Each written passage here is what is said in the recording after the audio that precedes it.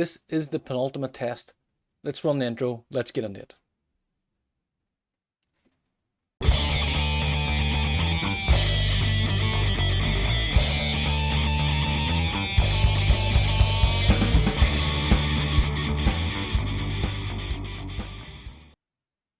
Ladies and gentlemen, welcome to episode 9 of this tactics test series. My name is Korky. Thank you very much for joining me. I appreciate you coming here. If it is your first time here, please do hit that subscribe button. You'll be notified of all the episodes coming up. Please also check out the other tactics that we have done. I hope you really enjoy it, and I hope you do find something useful and very helpful as well. We're running a test with 4 teams across the top 5 leagues in Europe. We're testing with Nice in France because they have no European football. We're testing with Tottenham Hotspur in England because they have Europa Conference League football. Lazio in Italy because they have Europa League football. And Wolfsburg in Germany because they have Champions League football. All these to contend with their own domestic cup and league competitions as well. So let's not hang around. Let's get into the tactic and let's see the instructions as well. So here we have it, ladies and gentlemen. We have a 4-3-3 formation, or a 4-3-2-1, whatever you prefer to call it. We are titling this one Left of the Middle. This is actually the first one that's not a reference to Ted Lasso. We just call it Left of Middle because it does rely quite a lot on our left side for attacking options. So let's get a look at the player instructions. First of all, as we can see, it's a custom gegenpress on attacking mentality. In possession, we're going to stay with a standard width, a fairly wide width. We're going to pass the ball into space. We're going to play out of defence. We're going to focus down the right. We're going to overlap on the left, and we'll explain in just a moment. We're going to play a shorter pass in at extremely high tempo. In the final third, we're going to look for low crosses and work the ball into the box. In transition, we're going to look to counter press and counter attack.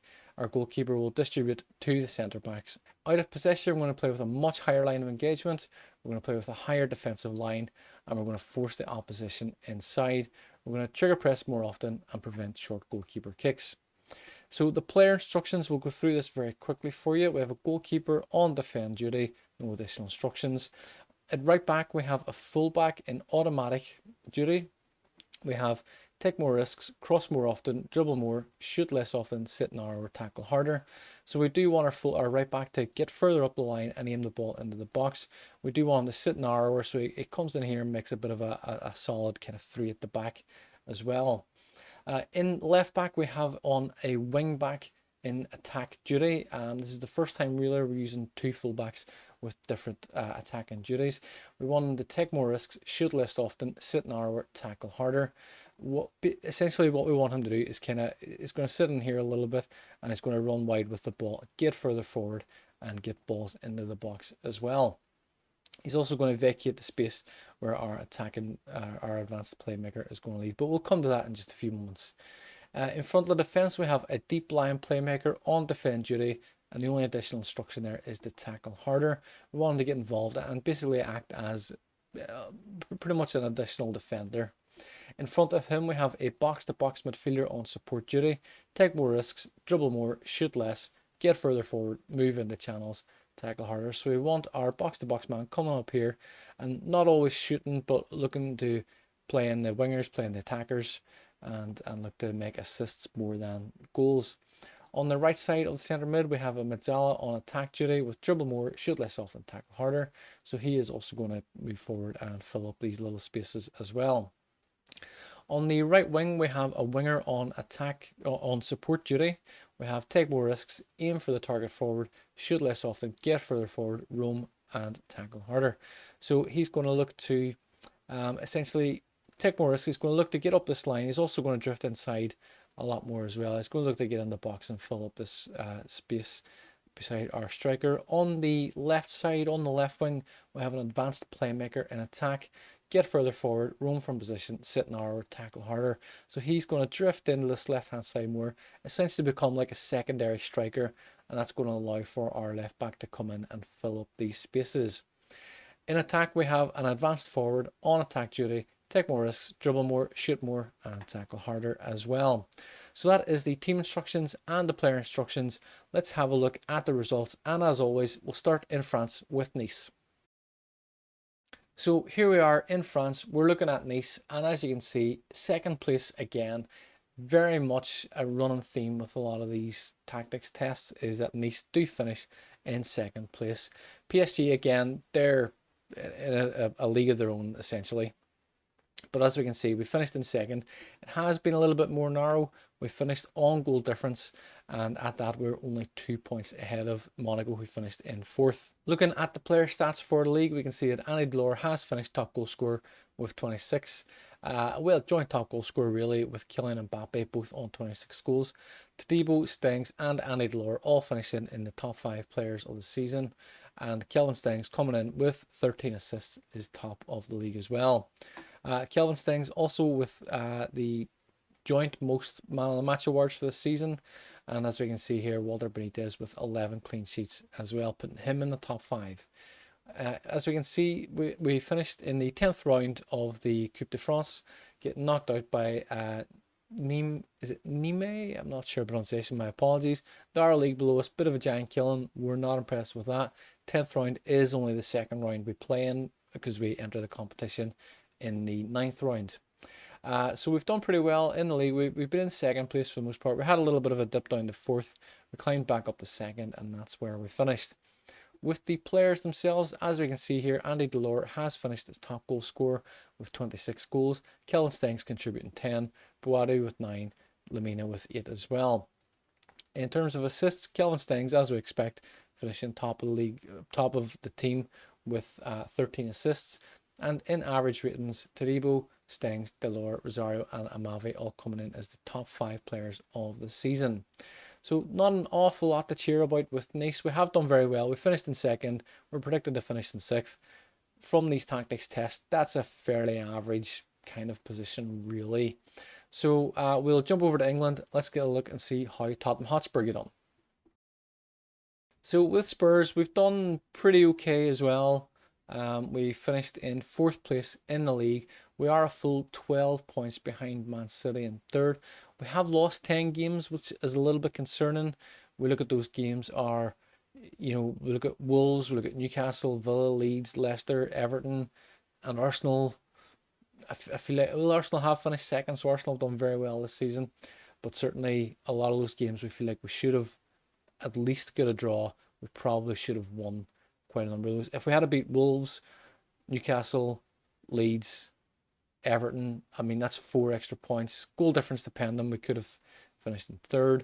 If we had won one more game or drawn one more game on top of that, we would have finished in 3rd, just ahead of Man City. And at that point, we would actually have been maybe in a title race. If we had won that one extra game, we would have finished in 2nd ahead of Arsenal. But again, it's just something we can take into consideration. Obviously, we were simulating these games; we weren't actually playing them. So those little 1-0 defeats, of which we had quite a few, and 1-goal defeats, which we had quite a few there. We maybe could have tweaked those games in match and maybe got some results from them. Friendly Cup, we won that. We don't care. Europa Conference League, we reached the semi-final where we were beat by Roma, who then went on to beat Antwerp in the final 1-0. In the FA Cup, not so great. We got knocked out the 5th round, so that's the round of 16, obviously, just before the quarterfinals. We lost that to Watford, which is very disappointing. We lost that on extra time, so quite disappointing with that.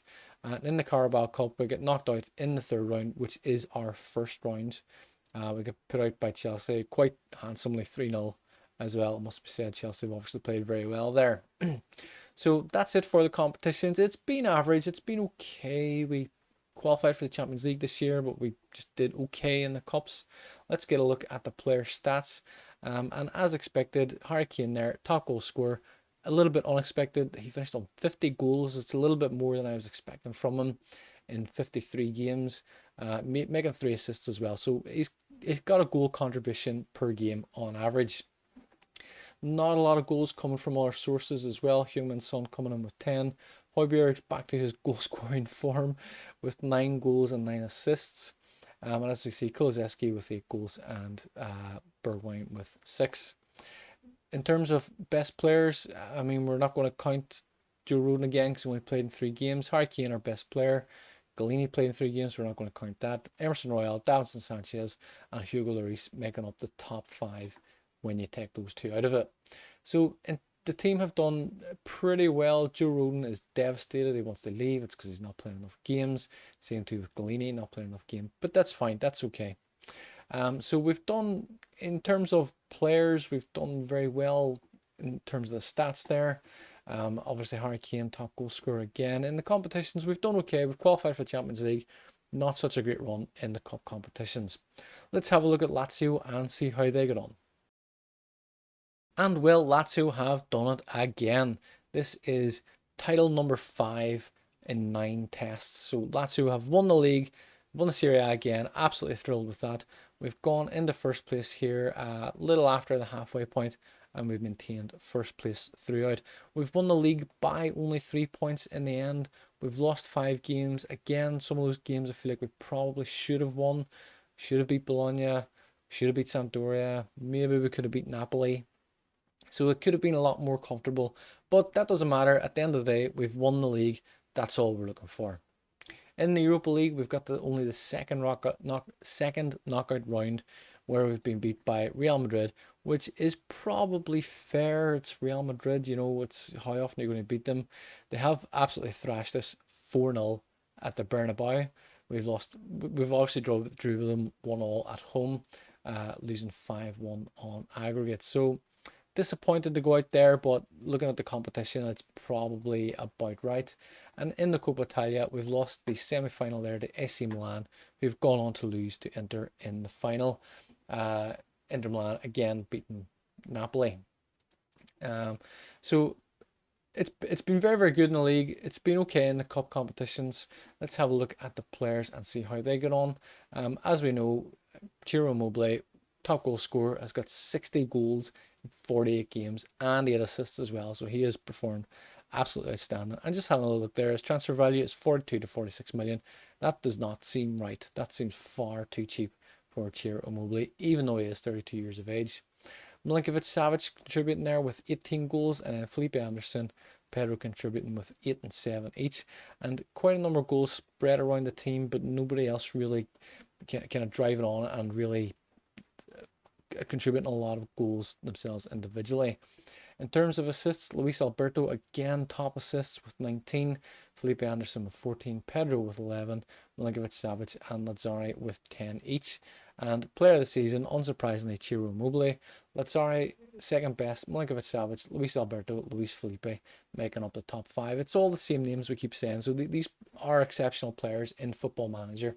They're constantly in that kind of top 4, top 5, top 6 for stats and average ratings in each of these tests. So it's gone very well for Lazio. We've won the league yet again. That's 5 league titles out of 9 tests. Let's have a look at Wolfsburg and see how they get on. Well, here we have it. Wolfsburg, I can't explain it. The most important thing, we can look at the league in just a moment. We finished in first place there. That doesn't matter. We've won the Champions League. We've won the Champions League. Absolutely thrilled, absolutely delighted. It looks like it's been an exciting game. 5-4 against Liverpool, not even extra time. We were 3-0 up at halftime. Liverpool started to get back into it. And just having a little check here to see when the final goal went in. The final goal went in for us in the 60th minute.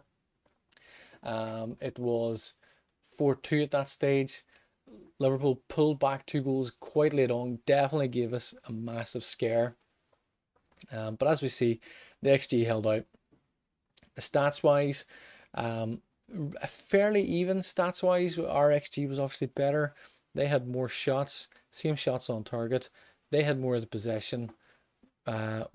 They committed more fouls, which certainly obviously goes in our favour. And we had, in terms of clear-cut chances, was even as well. So absolutely incredible. We've won the Champions League. We're absolutely thrilled with that. I don't remember if any of the other tactics have won a Europa League title. We've certainly won a Europa Conference. We've won a domestic league. We've won domestic cups. This is our first Champions League. I'm actually surprised that it is Wolfsburg that we've won this with. But not only that, we've also won the DFB Pokal as well. We've beat Eintracht Frankfurt 3-1 in the final. So double winners. Wolfsburg this season, tactic number 9, left of the middle. This is where it's at for Wolfsburg. This is certainly one of our best performing tactics. As we can see in the league, we've done pretty well. Also, we've finished in 4th place. We qualified for the Champions League places anyway. One more win there. We've lost 5 games. Even one more draw would have been enough for us there. And having a look at that, Dortmund, Bayern Munich, Gladbach twice have got the better of us. If we had have drawn even one of those games, we would have finished in 3rd place on goal difference. So it's gone very, very well for us with Wolfsburg. I don't even care about the league. We've won the Champions League. Absolutely thrilled to win the Champions League. Let's have a look at the player stats, and we'll see here that Lucas Nemecha has got 30 goals in all competitions in 44 games, also chipping in with 4 assists. Waldschmidt coming in with 13, and Cruz coming in with 13 goals as well. Riedle Baku coming in with 11 goals also. Assists there, then we see Arnold coming in with 16, Baku coming in with 15, and Gerhardt coming in with 10 also. And finally, the average ratings for the season, as we can see, Arnold there, best player of the season. Maxence Lacroix coming in at 7.17, Nemecha coming in 3rd, Baku and Felix Nemecha. I got a little confused there why there was 2 Nemechas. I forgot Lucas and Felix Nemecha both contributing there as well. So the 2 Nemecha boys coming in with in the top 5 for the average ratings. We'll have a quick look at the league in terms of the statistics. Lucas Nemecha coming in with 18 goals in the league overall. Lewandowski run away with it with 43, and Arnold coming in with a 3rd best in assists. Nothing else really to boast about here. None of that matters. We've won the Champions League. That's all we care about for Wolfsburg. We don't even care about the DFB Pokal. We've won the Champions League. Absolutely thrilled with that. And that is it really for this test. If you like what you've seen, if you want to use the tactic, you can find a link for it in the description below. I hope that this tactic brings you as much success as it has for me. If you do go on to win a Champions League, or if you do decide to use the tactic, please let me know in the comments how you get on. I would love to hear your feedback. Hopefully you win the Champions League with a 5-4 victory as well. Hopefully it's as exciting as what we have had. But that is it for this tactic test. We will see you in the final tactic test of the series in the next episode. Until then, thank you very much and take care. Hi guys, thanks for watching. I really hope you've enjoyed the video. If you have, please do hit that subscribe button. It helps us to bring you more videos like this in the future. In the meantime, you can watch one of these recommended videos, and we will see you in the next one. Thanks again and take care.